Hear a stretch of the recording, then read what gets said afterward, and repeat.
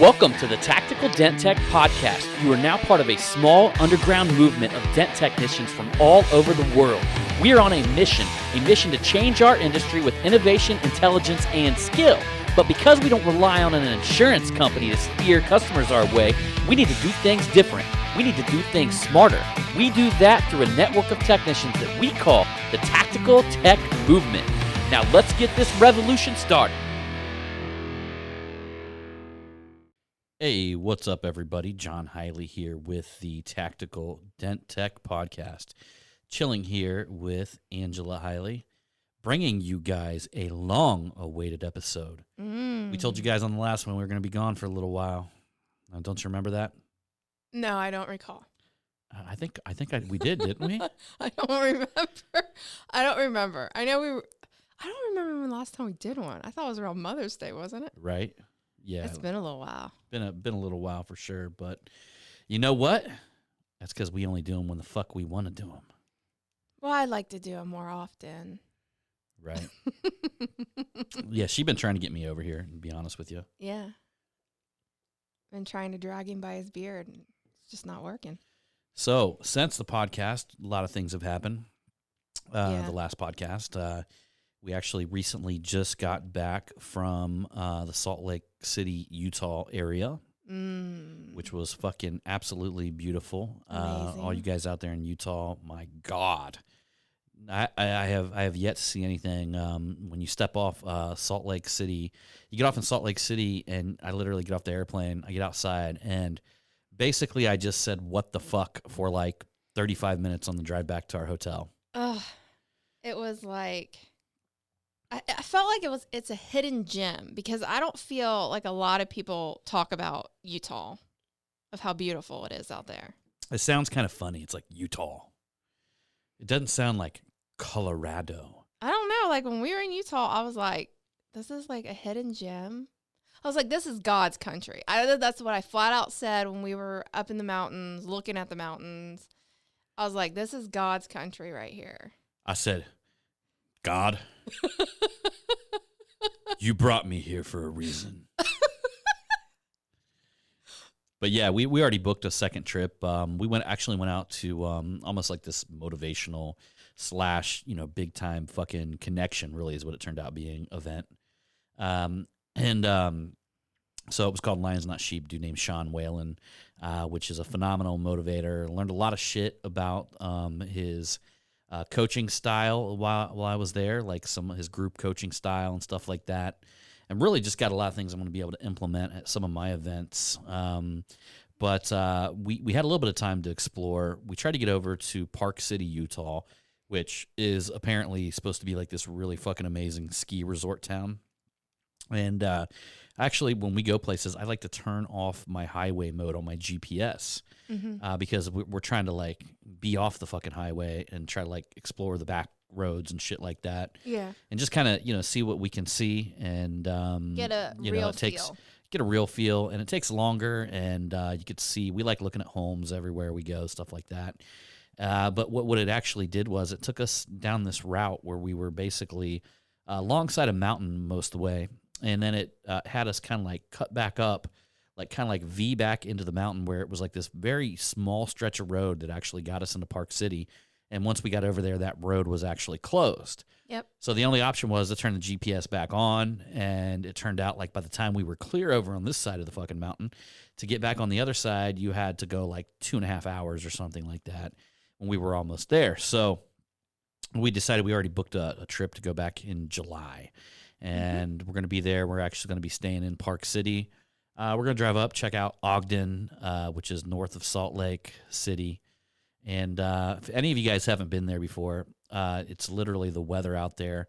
If it's like 95 degrees, and any of you guys who are familiar with like humidity, or you live in an area like Ohio where I wake up every morning and like the grass is just fucking covered with dew. Yeah. It's very heavy humidity here. I mean, even today when it was probably like 90 degrees or 85 degrees, it's just very, very heavy humidity when you're walking in it. Out there, it was 95 degrees one of the days, and I'm like one of them dudes who, like, I was borderline fucking getting ready to get Botox on my armpits. like I'm borderline getting ready to get, because of how much I sweat and shit like that. Like, I would be at the Mega Media event, and they'd be taking photography of me, and you just see this big ass fucking ring around my damn armpit area. Yeah. Where I'm sweating and shit. Well, we went out there, 95 degrees, walking around all day, not one fucking drip of sweat on my armpit, which was something glorious to celebrate about. I mean, to me, it was like magic almost. I was like, wow. I'm like, this is fucking insane. It's very magical. So the heat out there is like super dry. When we were out there, it was kind of chilly in the mornings. But it just turned out like it just pisses me off, to be honest with you, because I look at the weather here, and then I look at the weather out there that's going to be for the next 14 days, and I'm like, fuck. Mm-hmm. And but yeah, it's some amazing shit out there, guys. I've and not to mention, a lot of people, they talk about the Mormon religion, stuff like that out there. Really good people. I just got to say, like, the way that, majority of that area is like Mormon religion, and a lot of you guys know I'm very spiritual, but I don't go to church. However, the Mormon religion out there, you can tell they know how to fucking like manage a community, if that makes sense. Mm-hmm. I mean, because number one, it was like very clean, and maybe I just drove around, like we were even Salt Lake, Sandy. We were in some of the areas, like I seen trailer parks out there, don't get me wrong, but they were fucking nicer trailer parks, Yeah, than what you would see here in They were Ohio. trailer parks with fucking mountain views. I mean, like everywhere you looked out there was a mountain view, and it wasn't dirty. Like you look, like we live in a nice area here in Dayton, but I could consider like this area compared to the stuff that I seen out there like dirty in a sense. But when we live in a nice area, nice little town, many of you guys have been out here. But to compare it to that area of Utah, I mean, they just keep their shit clean. Nice people. I probably wouldn't get along as friends with many of them, but I don't really like friends anyway. So I don't, right? Yeah. I keep very small, except for you guys. Y'all are cool because you listen to my podcast right now. So I love you. Mm-hmm. But actually, that is the best thing when somebody walks up and says they listen to the Tactical Podcast. Yeah. And I do feel like we're friends right off the bat. Yeah. But all you other motherfuckers who are not listening to the podcast, you'll never hear this, but fuck you. So that being said, tell them what type of pair of shoes you picked up while we were out there. Oh, I picked up a pair of solid gold shoes. It was a statement piece. Yeah. Part of this goes back to the new book that's going to be coming out, The Marketing Savage. Mm-hmm. I decided to go with a gold crest as the logo. And so I need to bring some gold into my life, And I thought, what better way? Actually, I sent, because look, this event, like, I'm a member of one of Sean Whalen's coaching type things or whatever. And the event was only $250. Mm-hmm. So it was like stupid cheap. I mean, I paid for $250 for her, $250 for me. So really the event cost me $500, which is stupid cheap for the amount of value that he had there. Yeah. I mean, he had some of the most incredible speakers out there and imaginable. To top it off, there was a guy who I've been following for a long time and actually ended up joining his mastermind, which is another price tag, but a lot fucking more. Yeah. But it's some amazing shit. I'm already getting value. He's getting ready to put me in front of an audience of about 80,000 people. So that being said, it's definitely worth it for me, especially having a book launch coming up. That's true. But I had to bring a little gold into my life just because of the gold logo. If you guys haven't seen on my Facebook page, or I'm sorry, my personal page, I just posted a little while back kind of the look of the logo.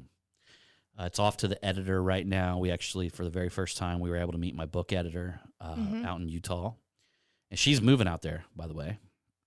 So it was a lot of good connections. I mean, we were literally sitting on the stage with people that were, I mean, there had to have been like billions of net worth sitting on that stage when we were out there. And to just physically get to learn from people who have been so phenomenally successful, that's the kind of room I want to be in, guys. I don't want to be in a room where I'm the fucking smartest dude. I don't want to be in the room where I'm the most successful guy.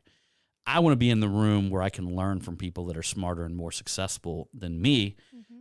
I want to bring my unique skill set to help them as much as possible because I know in turn, they can help me as much as possible as well. Yeah. So that's what you guys got to think about. What room are y'all sitting in, right? What room are you guys getting in? What type of people are you associating yourself with?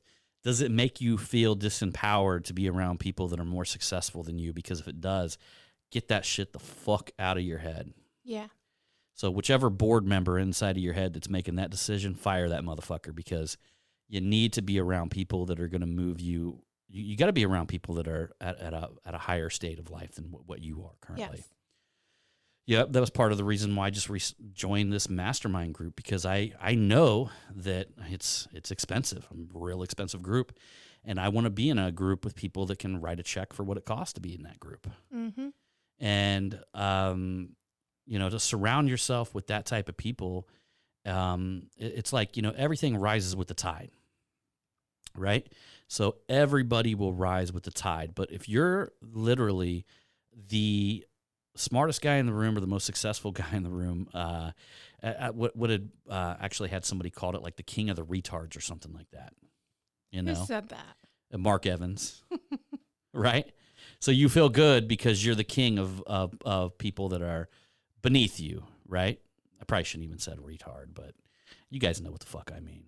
You guys are dent guys. You don't give a shit. No, I get that. You know what I mean? Yeah.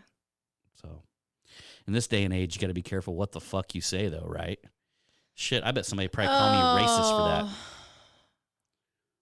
I'm so over this shit. I'm sorry. You know what? I'm over it all. I don't even I don't even really watch the news anymore. Like before, when all Corona and shit was going on, I was like tuned in and then like tuned out because I'm just like, oh, and then now all this rioting shit, and I'm so over it because it doesn't even address the real issues. I'm being completely honest. It really doesn't. This is just a way for the media and the government to divide us, and actually, instead of like coming to actually having real conversations about the shit that really happens out there. I mean, I am totally for police reform because, unfortunately, you have people that have a position of authority, and then certain ones feel that they are above the law, and they go and they do stuff to other human beings that they shouldn't be doing. And I've even told this to John. I was like, I don't care if they've had alcohol in their system or they're on some type of drug. Like, that's one thing. Like, you have to handle that situation totally different compared to if somebody was sober or in their right mind. And I just feel that when someone is under the influence of something, that it's okay if the police go ahead and hurt this individual more. It's like it gives them basically an excuse. And I mean, that's what it really boils down to. You know what I'm saying? And you're going to find that in inner cities much more than small communities, guys. I mean, your small community police rarely do shit that's out of line compared to bigger cities. But here's the whole thing about the entire situation is, number one, everybody agrees that what happened was horrible. An individual getting killed by a knee to the neck. Everybody fucking agrees that police officers agree that situation's horrible. Yes. Everybody agrees that situation. I agree that situation's horrible. And I agree that the police officer needs to be punished who actually did that, and the people that were part of that all need to be punished, right? So I agree with all that. Everybody does. You could almost go ask anybody at any part of society, and I would guarantee you like 95% of the people agree with that. Yes. But here we got this huge racial divide coming because of that. And here we got this big racial, situation because of that, right? And it's like, no, we all fucking agree that that's bad. Mm-hmm. We all agree that is absolutely horrible. We all agree that shouldn't have happened, And there's two things. I mean, what people got to understand, there's two deals. I mean, there's the statement that Black Lives Matter, And then there's also the organization Black Lives Matter, right? The statement Black Lives Matter should be super important because all lives should matter, right? Yeah. And specifically, man, if you look at some of the statistics of how many black folks that go to jail compared to white folks versus versus the actual population count, all that kind of stuff. There's some fucked up shit there. And let me motherfucking remind you, who doubled down on that shit more than anybody on planet Earth was Bill fucking Clinton. Yes. Bill Clinton doubled down on the prison system. That's the problem with the Democratic Party. I'm going to, I don't give a fuck, right? Because that's the problem with the Democratic Party, right? They say that they're doing all this amazing shit, and then they turn around and do the exact fucking opposite. Bill Clinton imprisoned more fucking black people than any president on planet Earth, tripled down on that shit, okay? Tripled down on that shit. And so did Reagan with the war on drugs. It was a fucking failure, Yes. But Clinton doubled down on that shit by expanding into the prison systems and, more and more shit. And there's so many laws, And then some of you guys heard on some of the other podcasts, you all know where I stand. If somebody didn't do something if it's not force or fraud, I don't give a fuck. Literally, if somebody somebody should not be breaking the law unless force or fraud. If they are hurting somebody by force, or if they are defrauding somebody out of their money or stealing from them, whatever it is, force and fraud are the two laws that should be enforceable. This whole war on drugs and all this shit, it's all a bunch of bullshit. Yes. It's all a bunch of bullshit. And I'm not even saying that because I'm not saying that because I want to go do a bunch of drugs. All right. What I'm saying is that literally it's proven. Look, y'all, if y'all can't keep drugs out of prison, you're not going to be able to keep drugs out of a city. Okay. Mm-hmm. And to top it off, it just literally they're just tossing people in jail left and right. You want to cut off the drug dealers? You want to cut off the money supply? Make it legal, tax it, and educate people, right? Mm-hmm. Yeah, there's a little bit of problem on both sides of the spectrum when it comes to Democrat and Republican, okay? And I really don't care if I piss everybody off, to be honest with you, because this is my podcast. I'm just going to say whatever the fuck I want to say on it. So here's the two spectrums of the Democrat and the Republican, okay? So the Democrat, the hardcore Democrat, right, they want to take away people's rights by taxing them. They want to take away their money, which at some point, at one point, when does it become slavery, right? Yeah. At one point, when does taxing actually become slavery? How many hours am I working for me? How many hours am I working for the government? How many hours am I working for everybody else? At what point does it become slavery, right? So there, you got literally the Democrats sawing away at the log of liberty on one side of the fucking log, right? Imagine a log sitting in the middle of this fucking with a big ass saw. And on one side of it's the Republicans and one side of it's the Democrats, right? And then the Republicans come along with their shit and they say, well, we don't want you to do gay marriage. Who gives a fuck? We don't want you to do this. We don't want you to do that. Illegal to be gambling, all this shit, right? Bam, right there, the fucking saw slides. Oh, drugs, drugs are bad. Right there, the saw slides to the other side, right? When the Republican win. And then all of a sudden Democrat wins, the saw fucking slides to the other side, right? And at each side, they're shaving off little pieces of our freedom. Yeah. And guess who the fuck is in the middle? Who's the log in the middle? That's the American people. Mm-hmm. And with the Democrat and Republican system, with primarily the Republicans taking away rights based on personal choices and shit like that, and then the Democrats taking away our rights based on taxing and redistribution of wealth, we are the American people sitting in the middle with this two-party system. It's literally a saw just going back and forth, while the tree of liberty is being fucking chopped right down the middle. That's true. So, I mean, look, I like Donald Trump because he's a businessman. Mm-hmm. I'm going to be honest with you. I mean, I don't agree with everything that he says or everything that he does. I like him because he understands business, and it's about fucking time we actually got somebody in our country that understands numbers because, guess what? A country does need, at some aspect, need to be ran like a business. Yes. And at some aspect, and I agree with, China getting away for the longest time.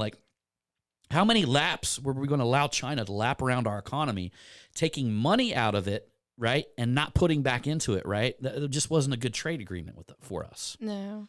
So how many times will we continue let them lapping our economy and extracting money out of it and then loaning us the money back until they fucking own us? Do you think that politicians knew what they were doing, or do you think they were just not the brightest when it came to that. I think some of them do. I think some of them are just dumb as fuck. I mean, look at Joe Biden. I mean, that guy's a dumb motherfucker.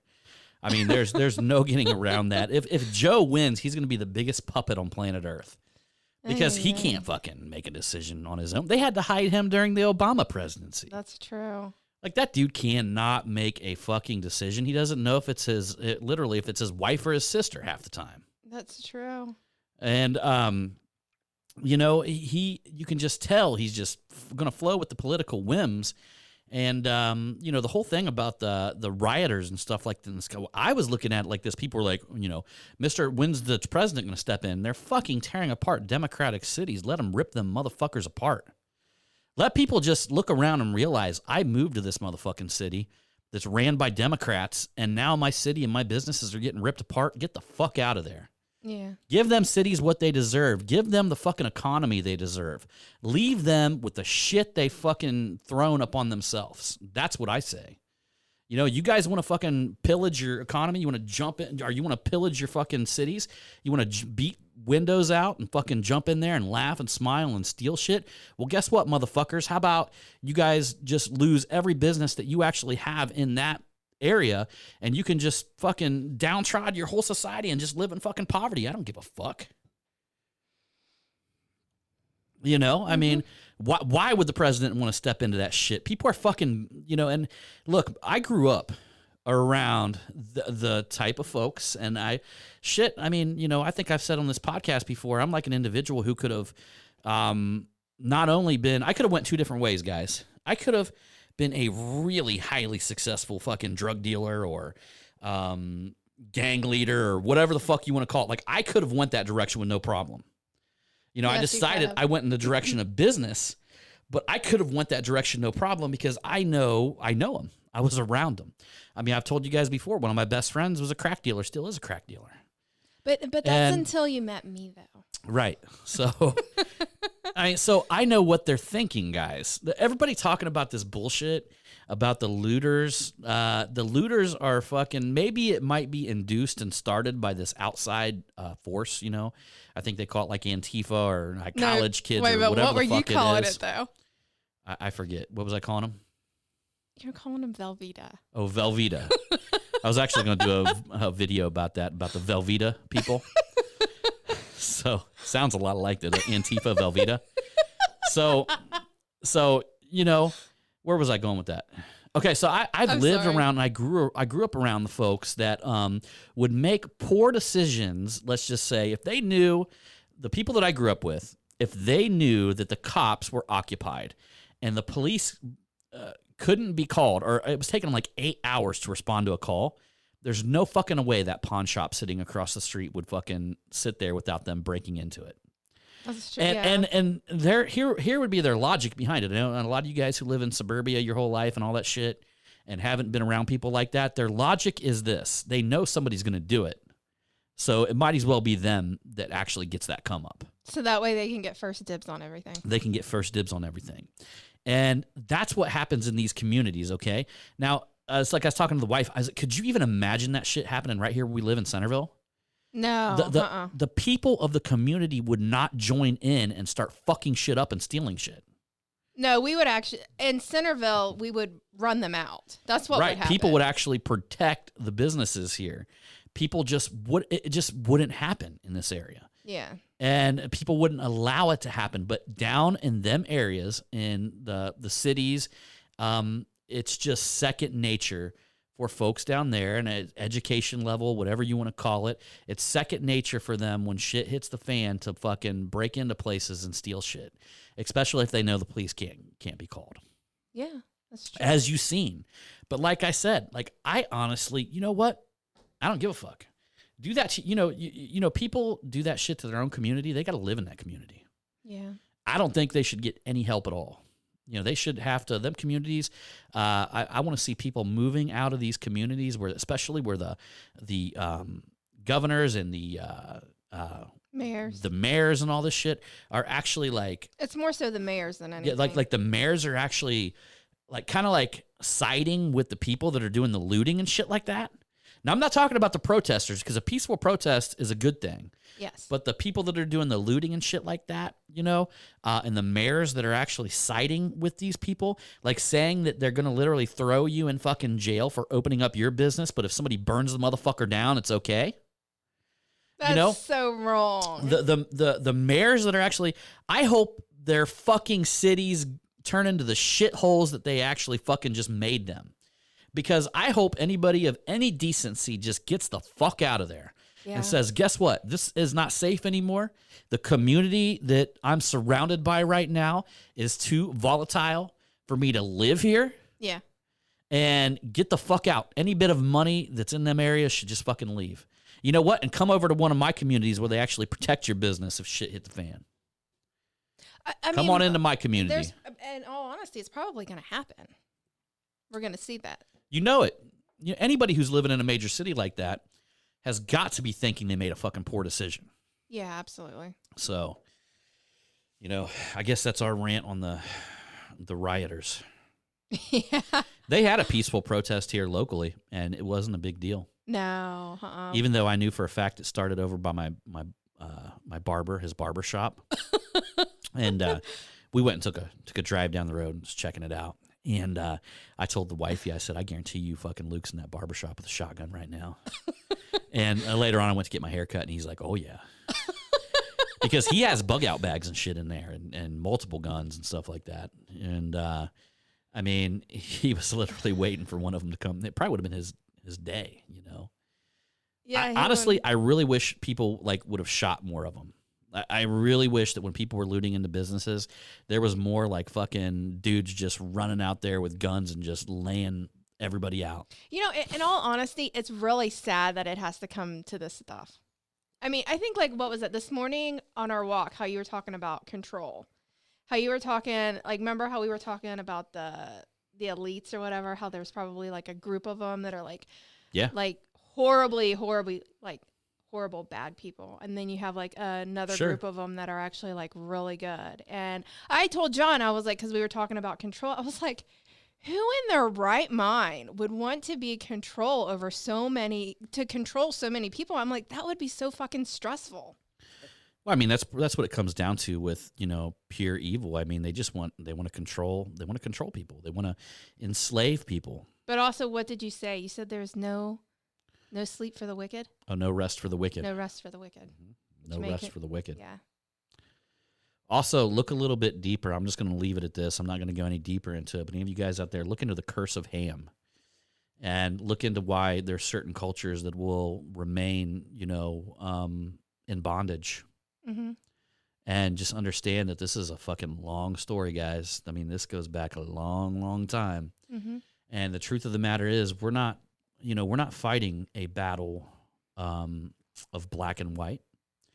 We're not fighting because, I've got plenty of black friends that they want to make 2 and 2 out of this. And, you see a lot of the people that was on TV that was inducing these riots and getting things. I mean, they were little fucking white kids running around. I guess there was a white kid recently, little white Antifa or whatever you want to call them, Velveeta or whatever you want to call them, went to go hit somebody in the head with a skateboard and got fucking shot. Good. You hit somebody in the fucking head you go to hit somebody in the head with a skateboard and you get fucking shot. You deserve that shit. You deserve to fucking die because you're swinging an object at somebody that could kill them. Was it a young kid that did this? I don't give a fuck who it was. I don't care what age they are. You swing a fucking skateboard at somebody, you take the risk of getting shot in the fucking face. Yeah, but it's so sad, though, because, most of these people that probably belong to this Antifa stuff, they're, young kids. They're not that old. And they, what is it? It's like when you're young, you think you know everything and this and that. And then it's they need a serious fucking ass beating. There was a video. Yeah, they need a good ass beating. But I don't want to see. There was the greatest video I ever seen when a group of them fucking, and I can't even remember what city it was, but there was a group of them rioters that came around a corner, and there was about 100 big old fucking dudes, that full size fucking grown men that came around the corner to meet them. And you check it out on YouTube. Just Google, rioters getting beat up or something like that. I'm sure you'll find it. And these motherfuckers beat the dog shit out of them dudes. They were showing slow motion punches where you get these little skinny, faggots out there with their little face mask over top of them and all this Yeah. kind of stuff. Little dudes out there that think it's awesome to punch out soccer mommy's windows and that they're badass because there's 10 of them jumping on some old dude, getting the fucking dog shit beat out of them. They have to be the age of like 18 to, I'm going to say up to 25. 18 to 25, yeah. Yeah, but it's just like, I mean, don't get me wrong. They do deserve a good ass beating, but it's sad when a young kid that does something that doesn't really like know and hasn't been around to actually lose his life over something so stupid. So stupid. Swing a fucking skateboard at somebody, you deserve to be shot in the face. Good. I don't give a fuck who it is. It's an example that needs to be set. Well, yeah.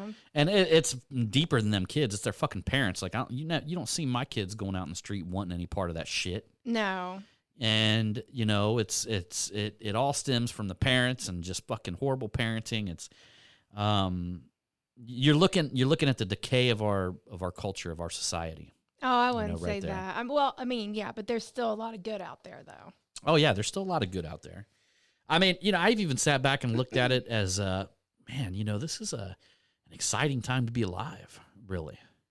I mean, yeah, I have my personal feelings about them. I do think that people ought to get out there and fuck them up and take care of them and, handle their shit. And if they want to burn down their own cities, let them burn down their own fucking cities. I don't give a shit. Yeah.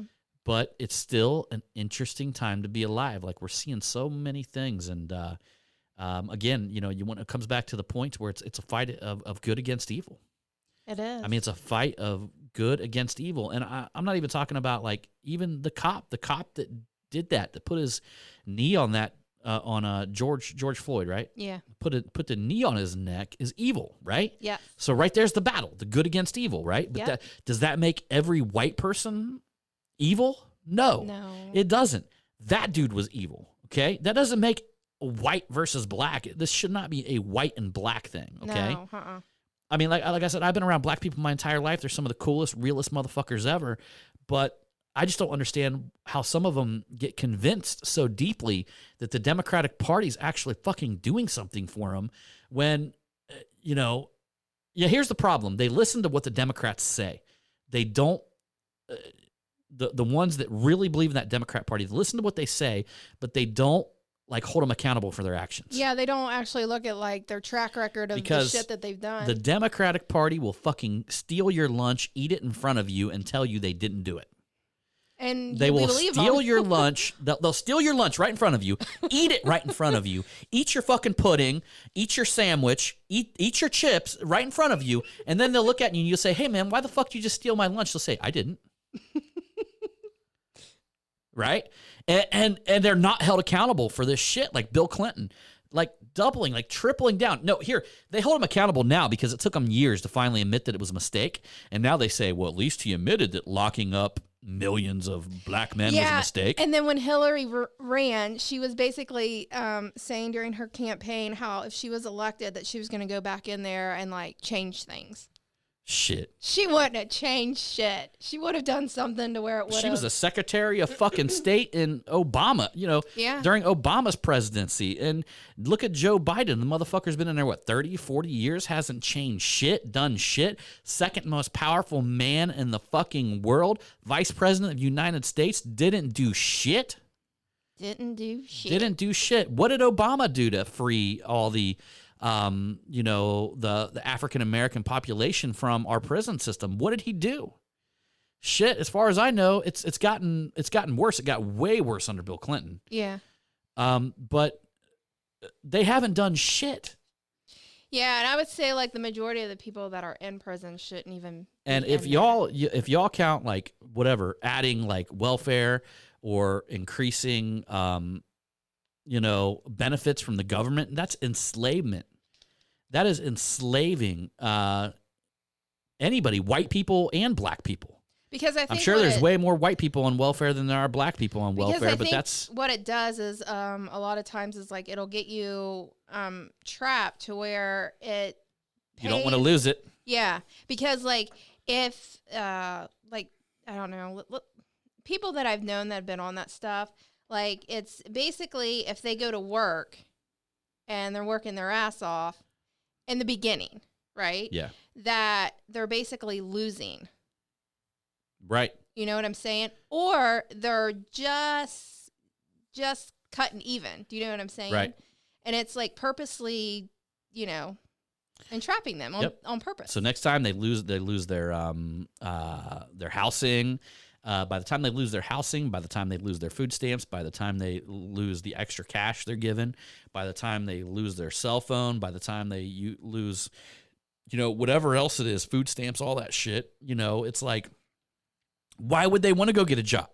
Exactly. It's a risk. That would be risky to lose all this shit that I'm being given to actually have a job, to go out and but then what happens is like women will fall into that, and the next thing you know, they're having more babies, and it's like, come on, women, like really think about it. Right. So I'm sure you guys don't want to hear me just talking about welfare for this entire podcast. No, but I was basically going to say is that women do not need to be popping out a shitload of kids if they are single, because that's going to even be harder for them to be able to achieve any goals.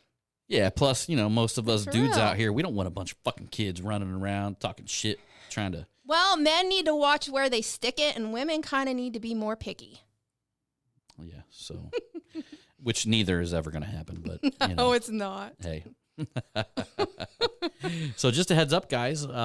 Next month, I am going to be launching tickets for our next mega media event. Ooh. So I know many of you guys have been hitting me up and asking me when we're going to be launching ticket sales. Shit has been crazy, but we're definitely going to be opening up ticket sales definitely sometime in July. Yes. Which is going to be for our events, which is the second week of October. And it's going to be in San Diego, California at Mike's Shop. We're actually kind of doing, that was literally where Mega Media event number 1 was. Yeah, it's where it all started. So we did the very first Mega Media event at Mike's Shop in San Diego, and now we're on a Mega Media 5. Yes. So we went full circle. Mega Media 2, we did that out in Arlington, Texas at Anson. Yeah. It was actually down the road from Anson. We were using Lee Roth had a shop out there, and Craig was renting out part of it, and we actually used their shop. Yeah. The third event was in Dayton. Was actually at our old location. The fourth event, obviously, was just recently last October. Was in Greeley, Colorado at NOCO Auto Reconditioning, and that's Cole and Michelle Fox's shop, which was an insane environment. Yes. But Mike's shop is amazing as well. Really nice, and we've learned so much. We've learned so much about setting the right backgrounds.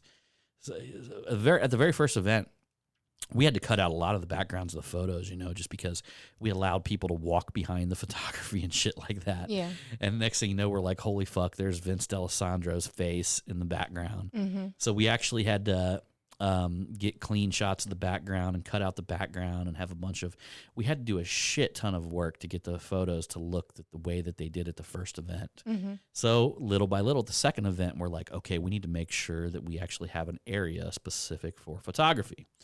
Each time we learned more and we learned more and more, which basically reduces the amount of editing, reduces the amount of, just a shitload of photos that we had dropped on us that actually we had to make all these edits and changes and stuff like that. Yeah, but you guys have also grown and everything. Yeah.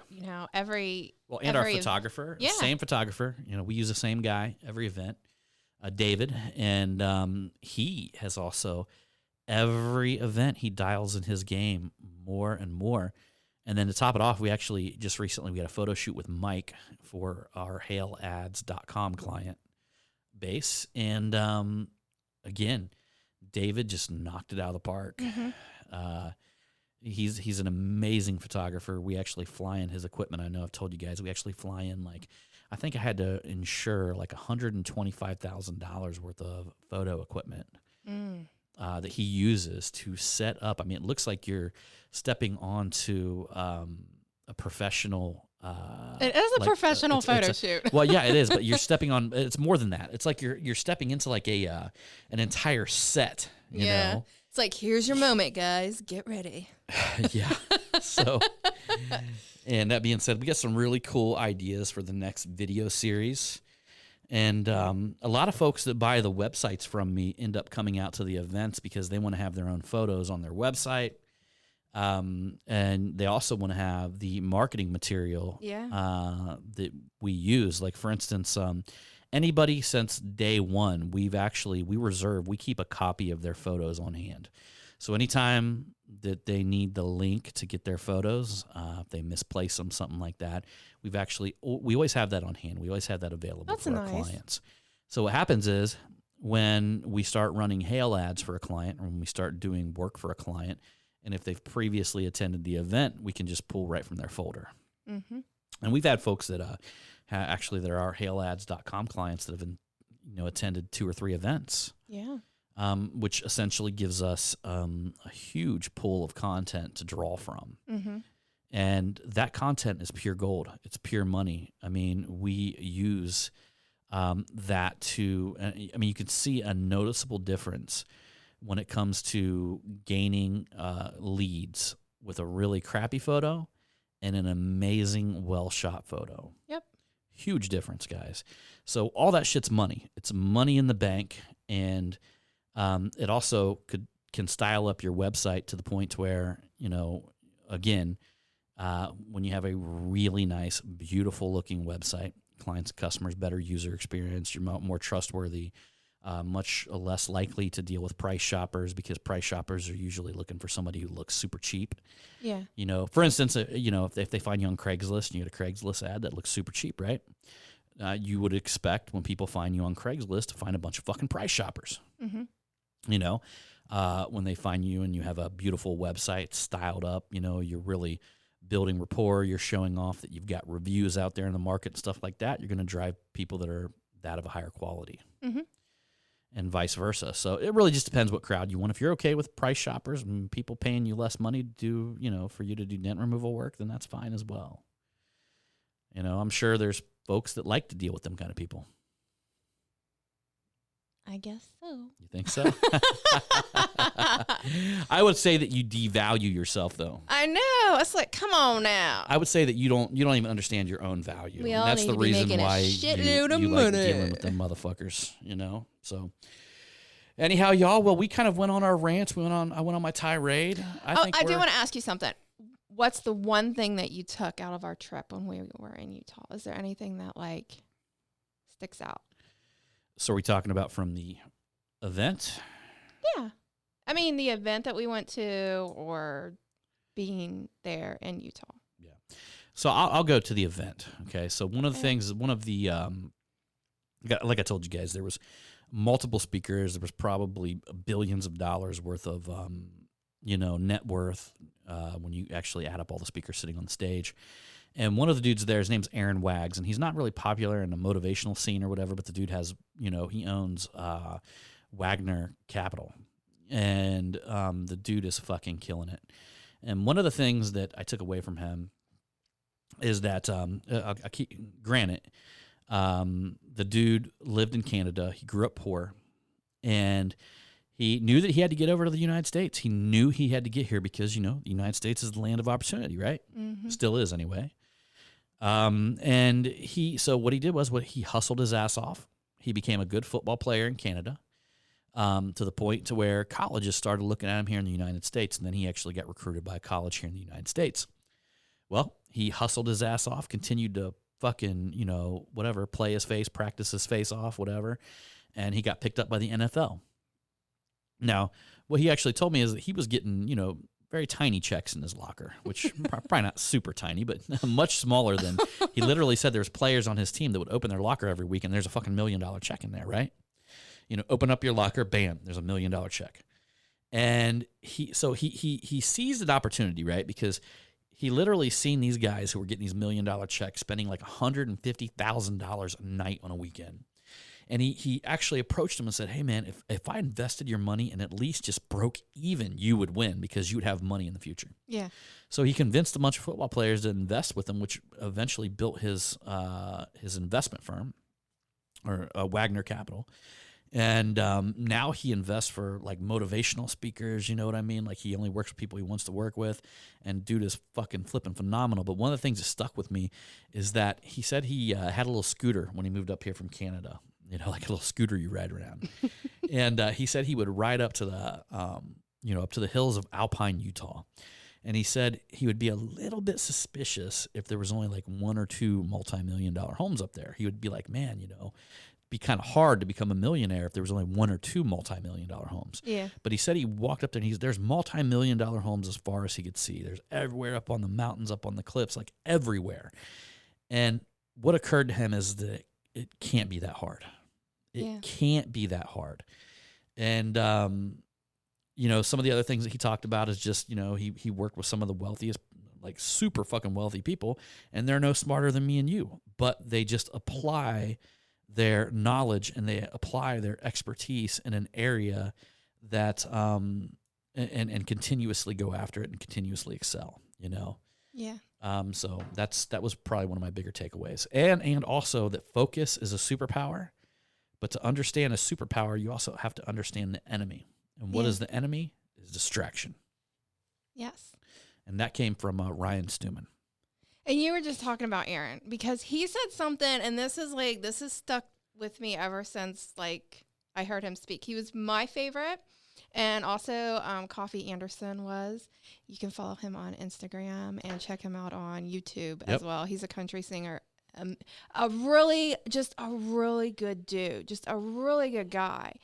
Like and he's had the struggle because he's a black dude in the country industry, and he's not so welcome in a lot lot but his attitude is fucking amazing. Like you guys like wouldn't even believe. I know you listen to his shit. If you met him, if you ever get the chance to meet him and give him a hug, I'm telling you, he's just got amazing.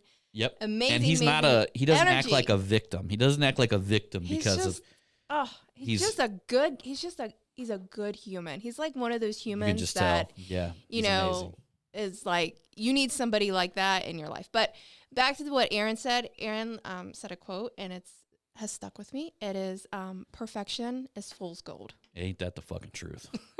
When he said that, I was like, I don't know. Something just totally made sense from going to that seminar out there, that event, and then spending the time that we did in Utah. Like, I've came back a different person. I don't know. There's just something different going on inside of me. Yeah. I can't quite figure it out, but yeah, I mean, and that's the thing, guys. Most people delay starting because they want everything to be perfect. They want all the stars to align and all this kind of stuff. And it's never going to be like that. And, people like me are just ripping into shit, you know, and opening up new bags of worms because I like to solve problems. Yeah. So whatever I dig into, I know there's going to be a slew of problems that come along, but I know I've got the ability to solve them as I go. And oh my God. And then John took me up in the mountains. Let me tell you how much this was it was so out of my comfort zone that it was just like, I thought I was going to piss myself, but I was just like so proud of myself. And it was so beautiful when we did that big loop up in the we did the Alpine loop. And any of you guys who live out there, been out there, it's like being on like riding, the cartoon where they're riding around at the top of a mountain. Yeah, that's what it was like. That's what it's like, but it's like an hour and the roads are like fucking really, and they're like the whole edge, it's like there's no guardrails. It's kind of crazy. Yeah, and there's like one way. Well, I mean, like there's traffic coming down the opposite side, like people in trucks and trailers, and you just have you would never think you could fit in there. Like a fucking a diesel truck could come by with a tow and a camper, and you're like, holy shit. I know, right? It was amazing. It's totally God's country out there. Yeah. I mean, we rented a Jeep amazing. Sahara when we were out there. I know. And I told John, I was like, when we were out there, he was like wanting to do some type of sports car. And I'm like, no. I'm like, go. I was like, we need a Wrangler. That's what we need. Yep. Because, your boy is about to head over to Enterprise Exotic. No, I know. We'll just get another Wrangler when we go back out there. All right, everybody. So anyhow, we appreciate you. We're going to bounce off this podcast and hope you guys enjoyed it. Hopefully, we'll be back here next week for another one. Yes, I will drag him over here. All right. We'll see you on the next one.